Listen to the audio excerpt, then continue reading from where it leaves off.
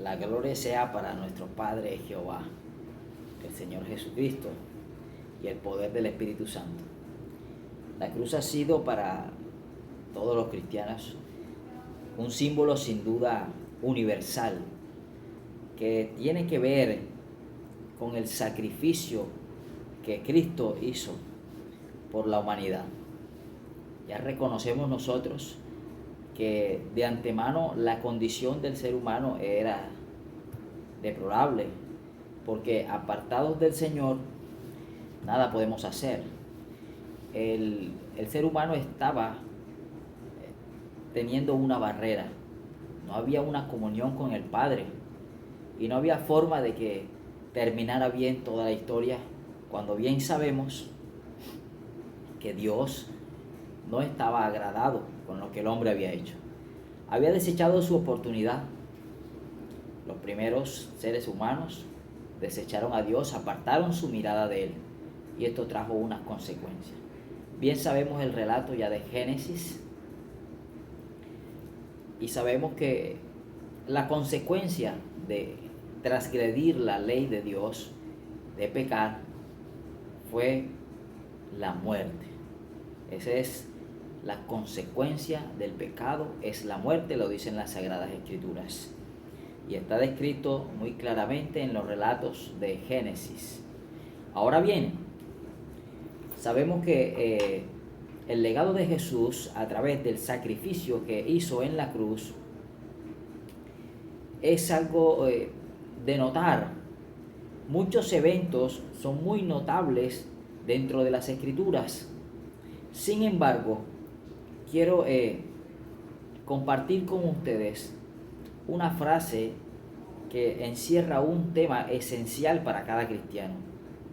Y esta frase dice: la cruz trasciende. Esa va a ser nuestro eje para compartir la palabra del Señor hoy. Y empezaré por agregar que bíblicamente trascender quiere decir, tiene que ver pues con una metáfora espacial, ¿sí? Que es atravesar el límite, ir más allá. Eso es trascender bíblicamente, sobrepasar un punto de referencia. Y vaya que Jesús sí lo hizo, que traspasó esos puntos de referencia que teníamos, ¿cierto? En cuanto a la ley de Dios, en cuanto a la condición del ser humano, en cuanto a poder tener nuevamente una relación con el Señor. Jesús, a través de la cruz, trasciende todo eso. Ya bien sabemos que las Escrituras en Apocalipsis también nos dice que Él es el alfa y el omega, el principio y el fin. Ahora bien, empezamos en el libro de Génesis, capítulo 3, 24, ¿cierto? Y ahí tenemos un inicio en la historia de la humanidad, en la cual se nos narra que luego de el hombre haber pecado, haber transgredido la ley del Señor, el Señor viene y los expulsa del paraíso, ¿cierto? Y entonces, después de esta expulsión, dice en el versículo 24 el versículo 23, que el Señor colocó ahí un ángel con una espada, que batiera una espada encendida, y tiene un propósito. Y dice el versículo 24: para guardar el árbol de la vida. Por medio de Adán se había llegado a transgredir y fuimos separados de disfrutar de lo que el Señor tenía en el paraíso. Y ahora tenemos al Señor colocando uno de sus siervos para guardar el árbol de la vida. Es curioso ver cómo ingenuamente perdimos todos esos beneficios, ¿sí? Por habernos separado del Señor, colocado la mirada en otras cosas. La Escritura es muy clara en este relato de Génesis y nos describe pues cómo ocurrieron los hechos y a qué tuvo lugar toda esta decisión que tomó el hombre de apartar su mirada del Señor. Sin embargo, esta historia no termina ahí. El Señor siempre tiene un plan. El Señor nada lo toma por sorpresa. Y entonces viene el plan de Dios. Y es el plan de salvación, de enviar a su Hijo, a Jesucristo. De entregar a su Hijo unigénito, para que todo aquel que en Él crea no se pierda, mas tenga vida eterna, dicen los evangelios. Dice también que a todos los que le recibieron, a los que creen en su nombre, les dio derecho de ser hechos hijos de Dios. Entonces ahí tenemos también una esperanza después de esta fractura en la relación entre Dios y los hombres, ¿sí? Pero vamos a notar algo. La vida de Jesús está llena de una cantidad de hechos que demuestran su empatía frente al dolor que está sufriendo la humanidad separada del Señor. Jesús, tenemos un récord de Jesús, donde Jesús se interesa por los pobres, donde Jesús se interesa por los necesitados, por la viuda, por el huérfano, por el desamparado. Jesús se preocupa por el enfermo, se preocupa por el que tiene una dolencia, se preocupa por el que tiene un problema, se preocupa por aquel que quizás tiene una condición que humanamente está condenado a la muerte, como es el caso de los leprosos. Y a Jesús se acercó mucha gente, y esto tiene que llamarnos la atención. Al Señor Jesús se le acerca mucha gente, pero por muchos que sean los ejemplos de las personas que se acercaron a Jesús, por muy variables que sean las condiciones en las cuales se acercaron las personas a Jesús, siempre hay una constante. Y esa constante es que ninguno de ellos regresó de la misma manera. Ninguno de ellos regresó con las manos vacías. Ninguno de ellos quedó igual. Y ese tiene que ser el centro del mensaje de hoy. Porque la cruz, el sacrificio que Jesús hizo en la cruz, trasciende. Va más allá de haber muerto por ti y por mí, de haber vencido la muerte, y va más allá de habernos traído nuevamente una reconciliación entre Dios y los hombres. Los momentos en la cruz fueron momentos que están descritos no solo en el Nuevo Testamento como creemos. En el libro de Salmos, vamos a buscar los Salmos. En el libro de Salmos, en el capítulo 31, vamos a leer y nos vamos a dar cuenta que el rey David, bajo la guianza del Espíritu Santo, sin duda, escribe de esta manera, y vamos a tenerlo muy en cuenta. En ti, oh Jehová, he confiado, no sea yo confundido jamás. Líbrame en tu justicia. El verso 2, miren cómo empieza diciendo: inclina a mí tu oído, líbrame pronto. Sé tú mi roca fuerte y fortaleza para salvarme, porque tú eres mi roca y mi castillo. Por tu nombre me guiarás y me encaminarás. Sácame de la red que han escondido para mí, pues tú eres mi refugio. En tu mano encomiendo mi espíritu. Este es uno de los versículos más relevantes y revelantes también dentro de la Escritura, y su similitud con las palabras de Jesús en la cruz. ¿Sí? En tu mano encomiendo mi espíritu. Tú me has redimido, oh Jehová, Dios de verdad. Aborrezco a los que esperan en vanidades ilusorias, mas yo en Jehová he esperado, me gozaré y alegraré en tu misericordia, porque has visto mi aflicción, has conocido mi alma en las angustias. No me entregaste en mano del enemigo, pusiste mis pies en lugar espacioso. Ten misericordia de mí, oh Jehová, porque estoy en angustia. Se han consumido de tristeza mis ojos, mi alma también y mi cuerpo. uno de los momentos previos a la aprehensión de Jesús, podemos ver que encaja muy bien en la descripción del verso 9 de este capítulo 31. Y dice lo siguiente: porque mi vida se va gastando de dolor y mis años de suspirar. Se agotan mis fuerzas a causa de mi iniquidad y mis huesos se han consumido. Aquí tenemos un paralelo entre la vida del rey David y lo que el Espíritu también iba mostrando, ¿sí?, como parte de lo que el Señor Jesús tendría que sufrir en la cruz. De todos mis enemigos soy objeto de oprobio, y de mis vecinos mucho más, y el horror de mis conocidos, los que ven fuera, huyen de mí. He sido olvidado de su corazón como un muerto, he venido a ser como un vaso quebrado. Porque oigo la calumnia de muchos, el miedo me asalta por todas partes, mientras consultan juntos contra mí e idean quitarme la vida. Es muy similar lo que hizo en ese entonces la sociedad con el Señor Jesús.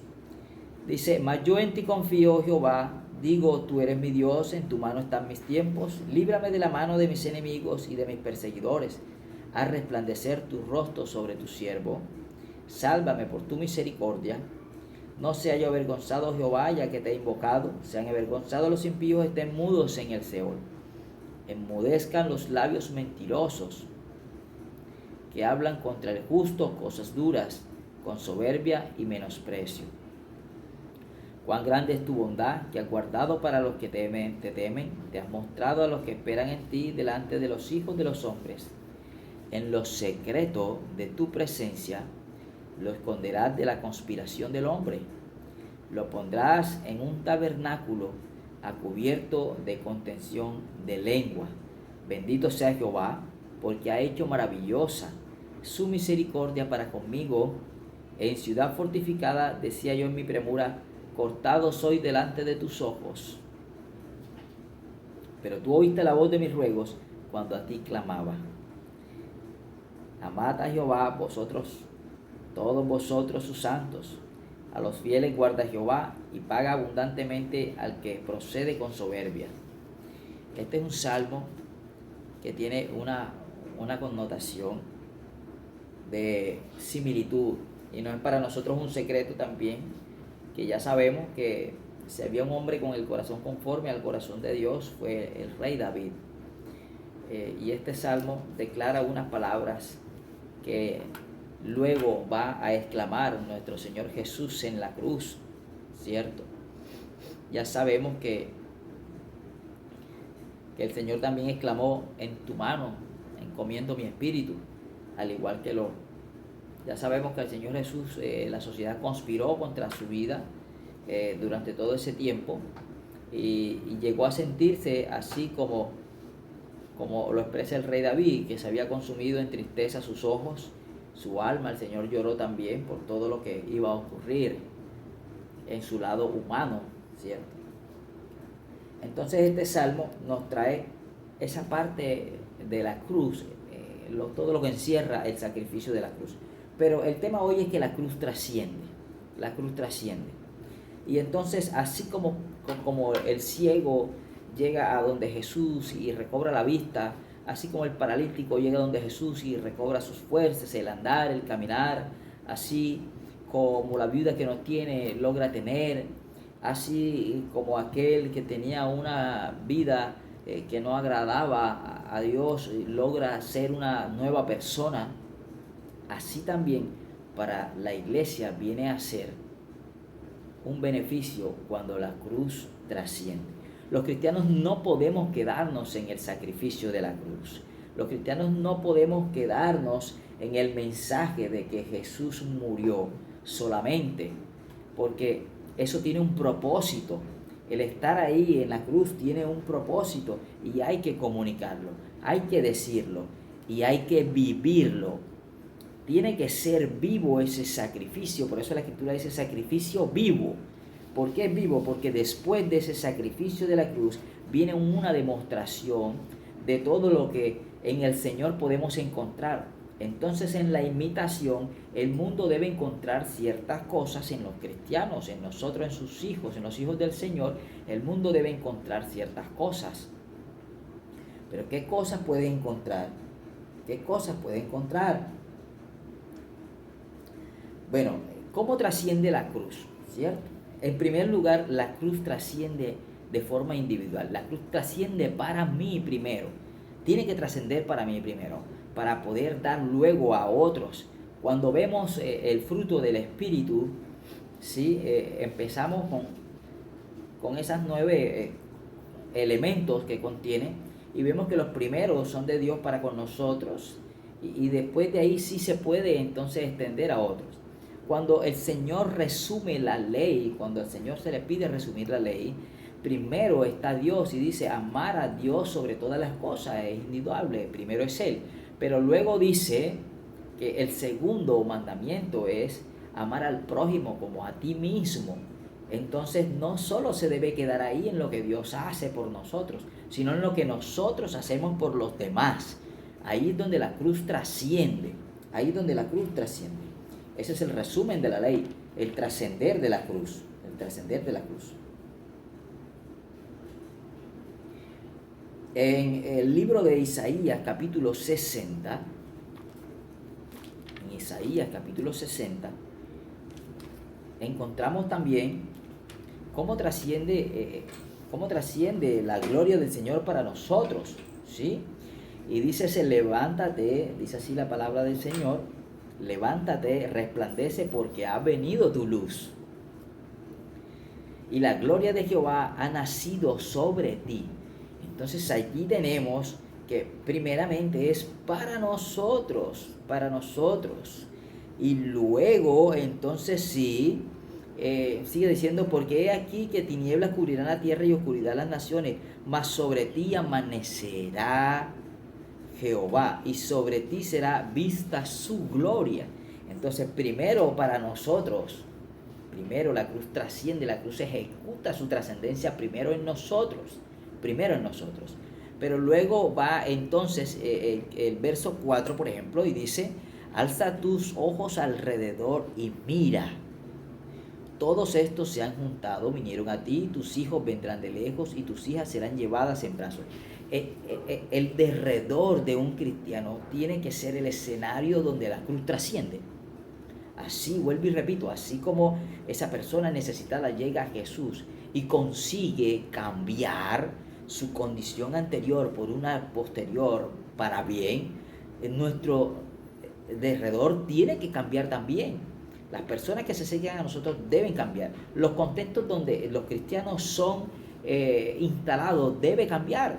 El contexto donde está un cristiano debe cambiar, se debe notar dónde vives, dónde trabajas, dónde estudias, ¿sí? Dónde frecuentas. Esos sitios deben cambiar con tu presencia, porque es la presencia del Señor allí.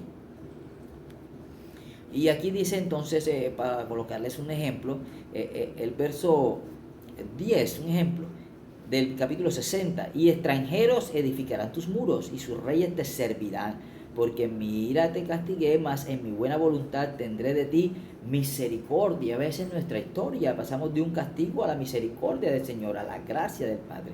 Pero esto se hace porque la cruz trasciende, porque la nación o el reino que no te sirviere perecerá y del todo será asolado. La gloria del Líbano vendrá a ti, cipreses, pinos y bojes juntamente para decorar el lugar de mi santuario, y yo honraré el lugar de mis pies. Por eso cada escenario debe trascender, debe pasar de un lado a otro. La cruz debe trascender de la misma forma en que demostraron los primeros cristianos que trascendió para ellos. ¿De qué forma mostraron los primeros cristianos que trascendió la cruz en ellos? Bueno, el libro de los Hechos nos muestra de qué manera trascendió la cruz para los discípulos, para los primeros apóstoles, y nos relata que grandes señales y maravillas eran hechos a través de ellos. Un ejemplo clarísimo de cómo trasciende la cruz en los discípulos es la vida de Pablo. Y cuando digo que la vida de Pablo es un buen ejemplo para mostrar cómo trasciende la cruz primero en mí, es porque este personaje logró cambiar su manera de vivir. De ser el perseguidor de la iglesia, llegó a ser un gran apóstol, una persona que trabajó por extender el evangelio del reino. De igual forma, cuando digo que la cruz trasciende primeramente en mí, es porque cuando llegamos a los pies de Cristo, debemos cambiar esa manera antigua de vivir. Todas las personas que tienen un encuentro real con Jesús, como lo tuvo Pablo, no pueden seguir siendo las mismas. Su manera de vivir debe cambiar indiscutiblemente, ¿sí? En ese aspecto, primeramente trasciende la cruz en mí, pero luego se va a extender. Luego vamos a ver que la cruz trasciende en la forma en que nosotros somos bendición para otros. Y esta trascendencia está descrita desde el mismo Génesis, cuando el Señor le dice a Abraham que no solo lo va a bendecir, sino que él será bendición para otros. Y ahí hay una trascendencia, ahí se atraviesa, ahí se va más allá. El Señor no se queda solo en que sí, te voy a bendecir. Oh, qué bueno la relación de Dios con Abraham. No solo se queda ahí, sino que trasciende, porque Dios no tiene límites. Nuestro Señor no tiene límites, sobrepasa cualquier punto de referencias. Y entonces el Señor le dice, además de eso, además de recibir bendición, tú vas a dar bendición. Tú serás una bendición para los demás. En ese aspecto, cuando tú tienes un entorno laboral, un entorno familiar, las personas que llegan a ti deben encontrar ese consuelo, deben encontrar el refugio, deben encontrar el consuelo, la sanidad, la palabra exacta, el consejo, el milagro de sus vidas a través de la tuya.